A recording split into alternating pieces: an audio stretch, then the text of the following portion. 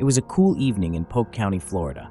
Loretta Pickard, who was 76 years old, was sleeping alone on her couch. She had just had hip surgery and couldn't move much. The night was quiet, and her house was calm and dark.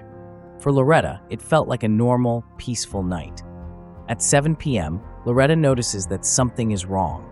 The smell of smoke wakes her from her sleep. Unable to move freely because of her recent surgery, she can't go and see what's happening. Her husband is out with their grandchildren, leaving her alone and unable to do much. As the smell grows stronger, it's clear something is burning.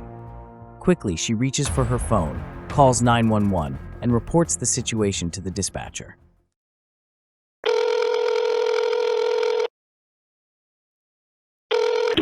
What is the address of your emergency? Pardon? 911, what is the address of your emergency? Okay, tell me exactly what happened. I think my house is on fire, and I'm here alone, and I'm on a walker. Okay. All right, I have a couple more. I just have a couple of questions, okay? Okay. All right, just to help the the firefighters, excuse me.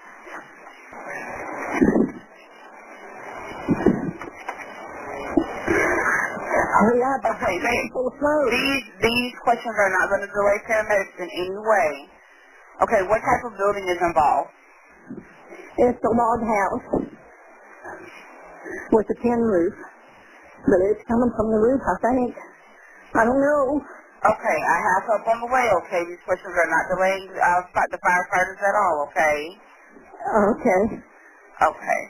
All right, I do have them coming. All right, I'm sending the fire department to help you now. Stay on the line, and I'll tell you exactly what to do next.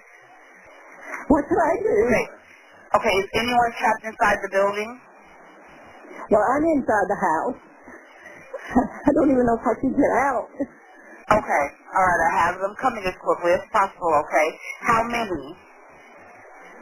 It's just me. Okay. I mean, my husband's at the ball game, and I can't get him. I'll try his cell phone. Okay, exactly where are you located? No, inside the home. Exactly where are you located inside the home? Right now I'm in the living room. The smoke's getting bad. Okay, if it's safe to do so, leave the building, close the doors behind you, and remain outside. Do not try to put the fire out. Do not carry out anything that's on fire. Couldn't, honey, if I wanted to. I'm on a walker, and I can't hardly walk. Okay. All right, well, I do have them coming as quickly as possible, okay, so just let me know when you see them.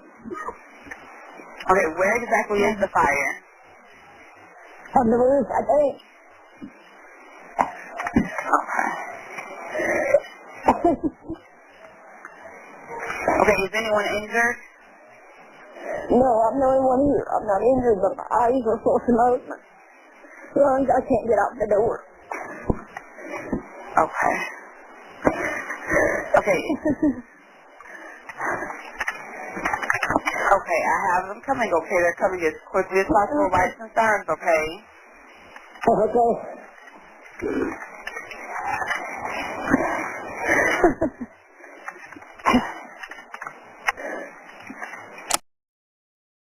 This back and forth lasts for a painful 15 minutes, but still, no help arrives.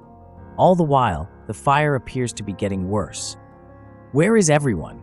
She wonders, growing more anxious by the minute. Oh, I see fire now.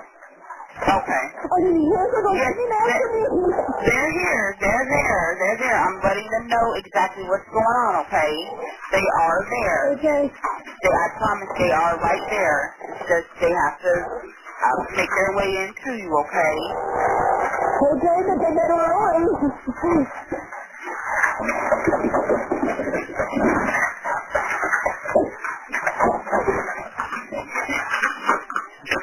Come in here. Okay, stay on the line with me, okay? What's your husband's name?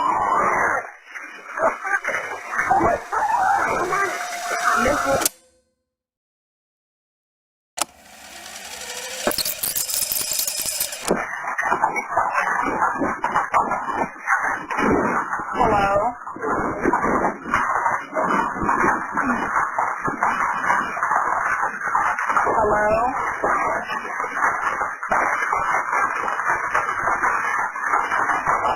Hello?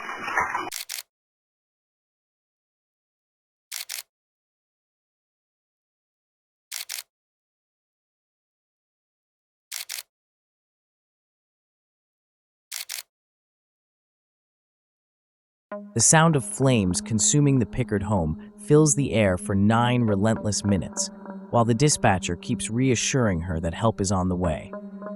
Unbeknownst to them, on the other end of the line, there was no one left listening. Despite all the promises from dispatch, Loretta Pickard had tragically lost her life in the fire. It's hard to believe, but during much of the phone call, help was incredibly close. Firefighters were just outside while Loretta was still alive. They had a chance to rescue her, but didn't. That evening, there were no fire hydrants near the home, forcing the crew to rely solely on the water reserves in their truck. However, instead of using these reserves to tackle the house fire with Loretta trapped inside, Captain James Williams decided to fight what he reported as a forest fire behind the property. This decision used up all the water, leaving no resources to fight the fire at its source, effectively eliminating any chance of saving Loretta. In a story that 8 on Your Side has been meticulously investigating throughout the year, Loretta Pickard tragically lost her life in her burning Lakeland home. Despite her desperate pleas for help, firefighters at the scene failed to take action. Now, following these harrowing events, her estate is set to receive the maximum compensation permitted under state law. 8 on Your Side reporter Stacy DeSilva brings us the latest updates from Polk County. Since the tragic incident, the Pickard family has been embroiled in a strenuous legal fight with the county. In the weeks after the fire, it emerged that James Williams, the captain on duty, had a habit of taking Snapchat videos at the scenes of fires. Shockingly, it is alleged that he did the same on the evening of Loretta's death. Furthermore, bystanders have reported that there was minimal effort made to enter the home, essentially abandoning her to face one of the most dreadful deaths imaginable, alone and helpless. In the aftermath of this incident, the Pickard family received a $200,000 settlement from Polk County as a response to the inaction during the fire. Additionally, James Williams, the captain involved, has been dismissed from his position. This series of events has left an enduring void filled with heartbreak, loss, and despair for the family. No amount of money or actions taken afterward can ever fill the void left by the loss of a family member in a moment of desperation. It was the day after Thanksgiving, a time typically filled with joy and positivity. However, for the Pickard family, this day will forever be etched in sorrow as the last they spent with her. That fateful night, Loretta's husband, James, lost his life partner. Their grandchildren left a loving home they would never return to, and the entire family unknowingly bid their final farewells to their beloved grandmother, never to see her again.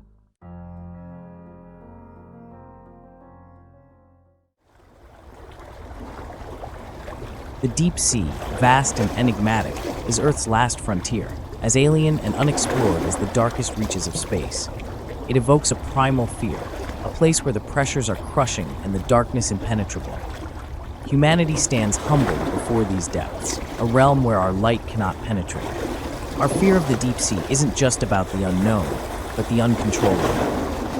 Massive currents, mysterious creatures, and the potential for disaster lurk beneath the waves. This underwater world, making up the majority of our planet. It isn't just a body of water, it's an immense, breathing entity that inspires both awe and terror.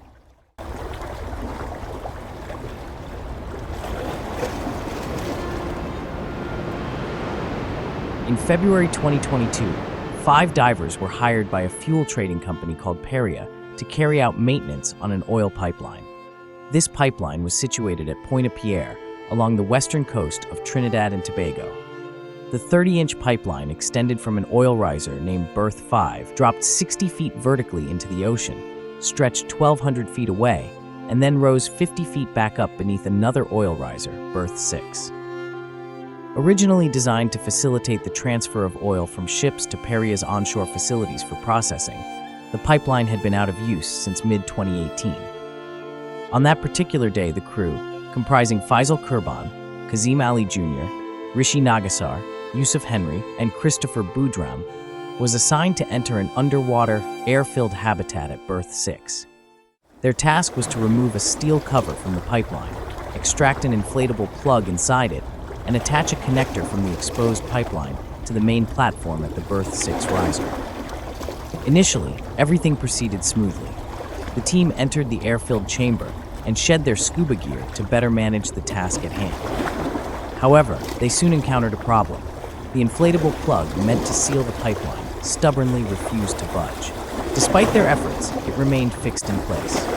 Realizing they needed additional tools, Kazim volunteered to fetch something to aid in dislodging the stubborn plug.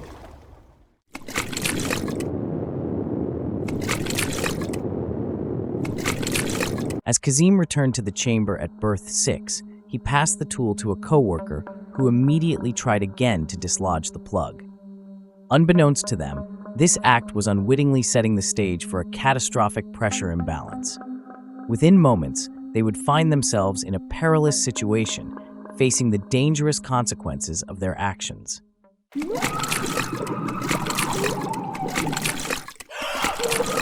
In an instant, a sudden and fierce suction pulled all 5 men and their equipment through the pipeline. They were dragged 50 feet downward and over 120 feet horizontally through the narrow conduit. Before they could grasp the reality of their situation, they found themselves trapped in a pitch-black, underwater chamber, far from any immediate help.